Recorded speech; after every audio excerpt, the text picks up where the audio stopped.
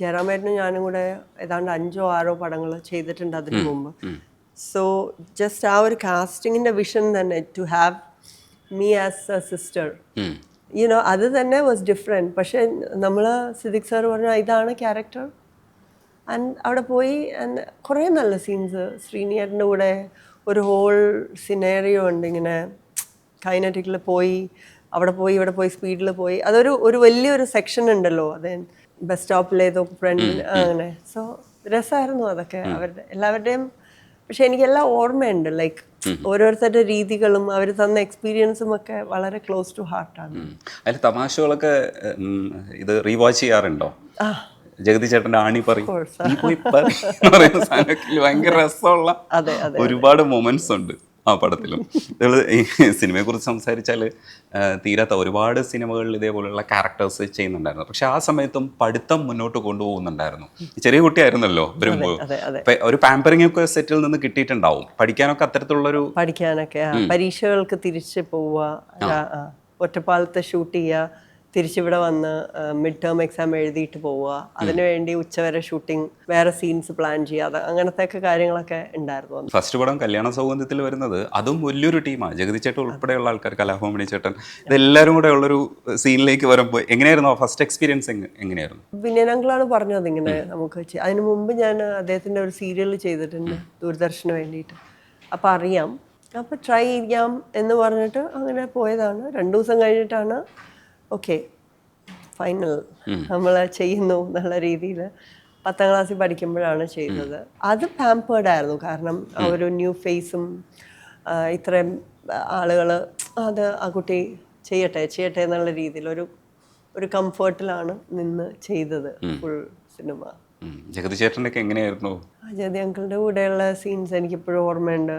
Just ചെറിയ എന്താ പറയുക, സ്പേസ് ഇട്ട് പറയുക, മോഡുലേഷൻ, അങ്ങനത്തെ കാര്യങ്ങളൊക്കെ നമുക്കൊക്കെ സർപ്രൈസ് ആയിരുന്നു. കാരണം നമ്മൾ ഈ സിനിമകളിൽ കാണുമ്പോൾ ഇവർ നമ്മളെ ചിരിപ്പിക്കുമ്പോഴും, പക്ഷേ ഇവരെ വർക്ക് സ്പേസിൽ ഇവരുടെ ഫോക്കസ്ഡ് ഫേസ് അല്ലേ നമ്മൾ കാണുന്നത്. സോ അതൊക്കെ കുറച്ച് ഡിഫറെൻ്റ് ആയിരുന്നു. പക്ഷേ എല്ലാവരും വളരെ എന്താ പറയുക, വെൽക്കമിങ് ആയിരുന്നു. എല്ലാം യൂണിവേഴ്സിറ്റികളുടെ കൂടെയാണ് വർക്ക് ചെയ്തിട്ടുള്ളത്. KPSC ലളിത ചേച്ചി ആണെങ്കിലും. അപ്പോൾ അത്തരത്തിലുള്ളത് ഒരുപാട് അനുഭവങ്ങൾ കിട്ടുമല്ലോ. ഈ പ്രണയവർണ്ണങ്ങളിൽ ഒത്തിരി സ്വപ്നങ്ങൾ എന്ന് പറയുന്ന പാട്ടിലാണ് ദിവ്യനെ കാണിച്ചുകൊണ്ടാണ് ആ സിനിമ തുടങ്ങുന്നത് തന്നെ. അത് വേറൊരു മെഗാ ഹിറ്റാണ് ശരിക്കും പറഞ്ഞു കഴിഞ്ഞാൽ. വിദ്യാസാഗർ സാറിൻ്റെ സോങ്ങുമാണ്. അപ്പോൾ ഇത്തരത്തിലുള്ള പടങ്ങളിലൊക്കെ ഇത്തരം സോങ്സ് ഒക്കെ കിട്ടുന്നത് ഭയങ്കര രസമാണ്. പക്ഷേ ഈ സോളോ സോങ്സിൽ ഈ പറയുന്നത് പോലെ ആൾക്കാരെ പിടിച്ചിരുത്താൻ ദിവ്യനെ കഴിയും എന്നുള്ളത് കൊണ്ടായിരിക്കാം വീണ്ടും സോളോ സോങ്സ് ഉപയോഗിച്ചിട്ടുണ്ട് പാട്ടുകൾ. ഇപ്പോൾ മറവത്തൂർ കനവിൽ അവിടെ ഇവിടെ ഓടി നടക്കുന്ന പിള്ളേരുമായിട്ടുള്ളൊരു സോങ് ഇല്ലേ, അതും രസമായിട്ട് അഭിനയിച്ചിട്ടുണ്ട്. ഒരുപക്ഷെ ഈ പ്രണയവർണ്ണങ്ങൾ ഇന്നത്തെ ഭാഷയിൽ പറഞ്ഞാൽ ഒരു മേക്ക് ഓവർ ആയിരുന്നു. എന്ന് വെച്ചാൽ മോഡേൺ ആയിട്ടുള്ള ഒരു വേഷത്തിലേക്ക് വരുന്നതായിരുന്നു. അതുവരെ ചെയ്തിരുന്നത് ചുരം, കാരുണ്യം, അങ്ങനത്തെ മൂവീസ് ആയിരുന്നു. സോ മോഡേൺ ആയിട്ടുള്ള ഒരു ലുക്കിൽ പ്രസന്റ് ചെയ്യുന്ന ഒരു മൂവിയായിരുന്നു.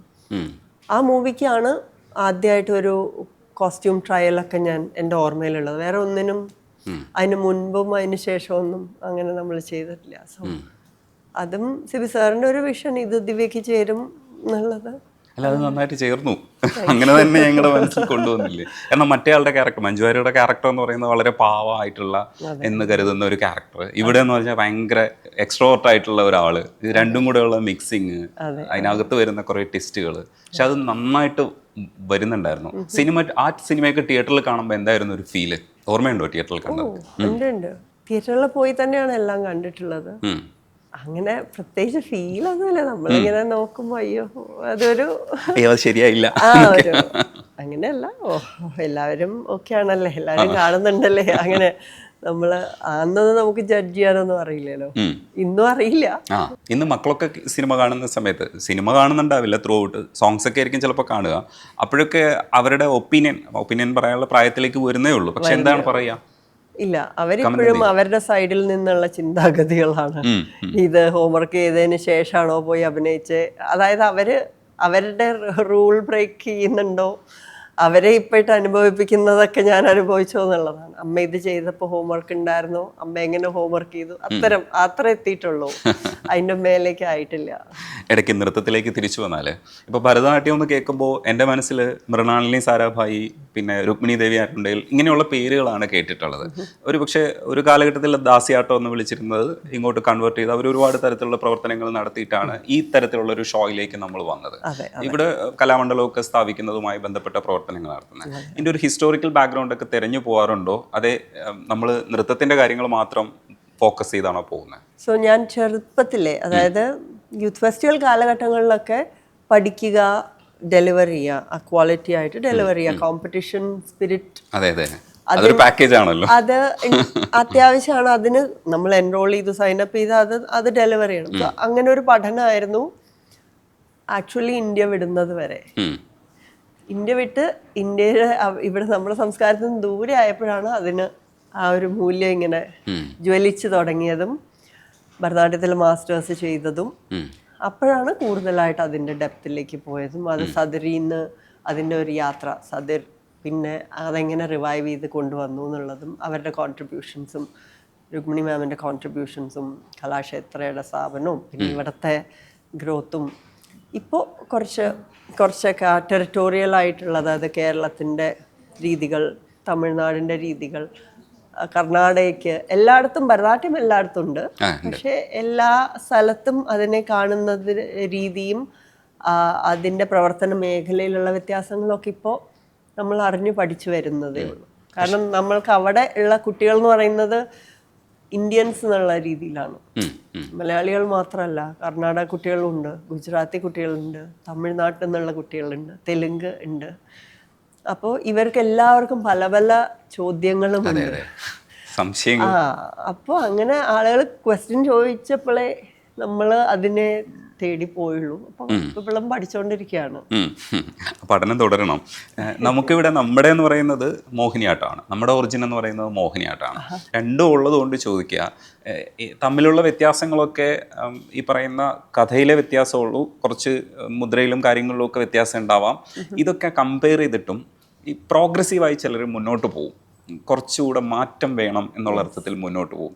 മുന്നോട്ട് പോകുന്നവരെ നമുക്ക് അധികം വിടാൻ പറ്റില്ല, പക്ഷേ നമുക്ക് മുന്നോട്ട് പോവും വേണം. കുറച്ചുകൂടെയൊക്കെ പ്രോഗ്രസീവായി തിങ്ക് ചെയ്യുന്നവർ ചില ആഡിങ്സ് ഒക്കെ കൊണ്ടുവരും, ചില ലിബറൽ ആയിട്ടുള്ള ചില സ്വാതന്ത്ര്യമൊക്കെ എടുക്കും. അതേക്കെ പറ്റിയിട്ടുള്ള അഭിപ്രായം എന്താ? There is A box, I think.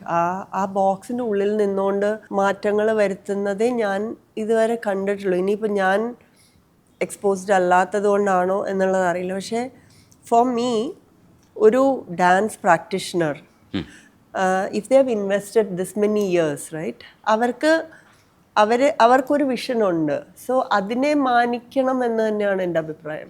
ഇന്ന് പഠിച്ചു തുടങ്ങി നാളെ, അത് എല്ലാ ഫീൽഡിലും അങ്ങനെയാണല്ലോ. ഇപ്പോൾ നമ്മളിപ്പോൾ പത്രമാണെങ്കിലും സിനിമയാണെങ്കിലും, ഇന്ന് സിനിമ കണ്ടിട്ട് നാളെ ഞാൻ പോയി സിനിമ എടുക്കുകയാണെന്ന് പറയുന്നവരെ okay, we don't have to അവർക്ക് അറ്റൻഷൻ കൊടുക്കണം. പക്ഷേ ഇപ്പോൾ ഒരു 20-25 വർഷമായിട്ട് ആ കലാരൂപത്തിന് വേണ്ടി ഇൻവെസ്റ്റ് ചെയ്തിട്ടുള്ളവർ ഇത് എൻ്റെ ഒരു വിഷൻ ഇതാണ് എന്ന് പറഞ്ഞ് നമ്മളുടെ കയ്യിലേക്ക് ഒരു കാര്യം വെച്ച് തരുമ്പോൾ തീർച്ചയായിട്ടും അതിനെ കാണാനെങ്കിലും ഒരു മനസ്സ് കാണിക്കണം എന്ന് തന്നെയാണ് എൻ്റെ അഭിപ്രായം.